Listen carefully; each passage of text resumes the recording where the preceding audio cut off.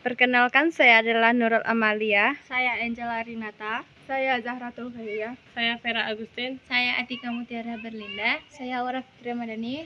Halo teman-teman semuanya. Hari ini kami akan memperlihatkan video pembuatan gerabah atau yang biasa disebut dengan balango. Yuk ikuti keseruan kami hari ini. Assalamualaikum. Waalaikumsalam. Boleh kami nanya-nanya bentar dulu? Boleh. Ya, silakan dulu.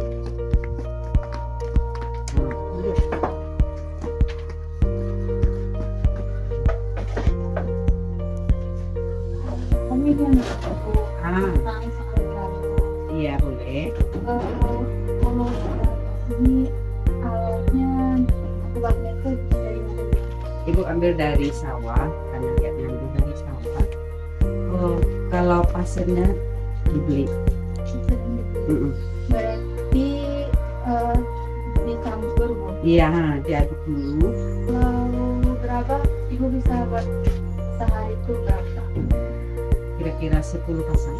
10 pasang sehari. Iya. Terus Ibu proses pembakaran itu kira-kira butuh berapa? Proses kebakaran dari pertama membuat, terus pengeringan dulu. Siap udah kering nanti baru dibakar. Dibakar paling-paling itu 1 hari udah cukup pembakarannya. Pengeringannya yang lama. Kalau gerabah udah jadi, Ibu jual sendiri atau Ibu penganjal orang lain yang jemput ke sini? Ibu jual di sini yang masakannya. Ya orang lain. Kalau pendapatan Ibu 1 bulan itu berapa? Pendapatan ya apa ya? Kalau satunya 10.000, kalau 10 biji 10 pasang dalam 1 hari, kalau sebulannya berapa? Kalau nggak ada gangguan ya. Ayo. 1 bulan berapa hari? 30 hari. Sedangkan satu perpisis jong, satu buah balango itu, sepasang balango itu 10.000. Ibu bikin 1 hari 10 pasang. 1 bulannya berapa? Itu nggak boleh, nggak bisa hitung penuh. Kira-kira kan aja.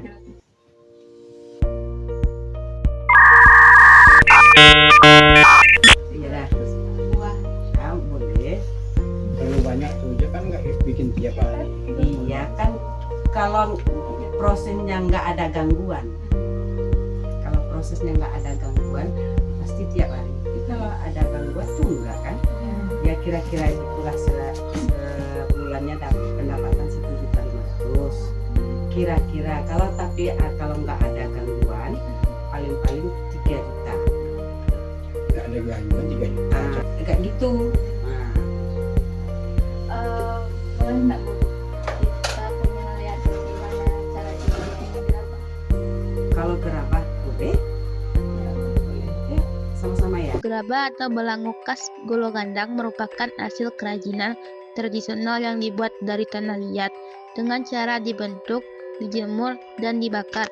Selain berguna untuk kebutuhan sehari-hari, pembuatan gerabah juga memiliki nilai seni dan budaya yang tinggi.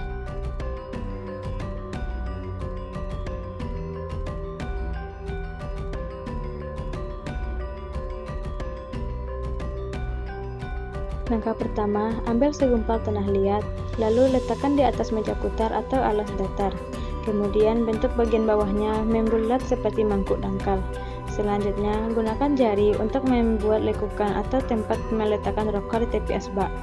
Lalu, rapikan bentuknya pakai kain basah atau spons biar halus dan tidak retak.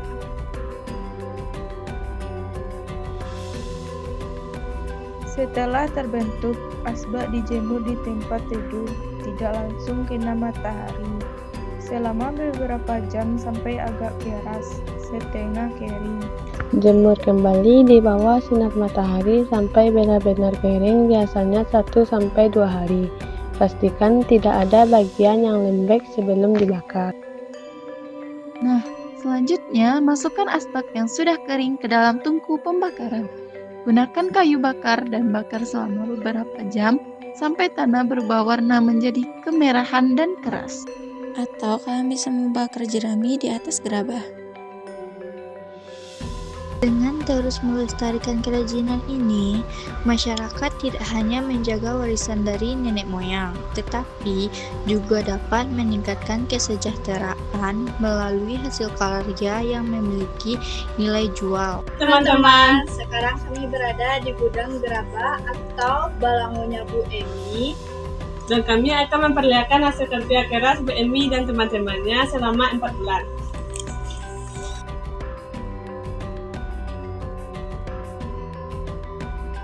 Nah, itu dia proses pembuatan gerabah atau balangonya dari kelompok kami. Mungkin sekian saja dari kelompok kami. Sampai jumpa di vlog tugas berikutnya. Dadah!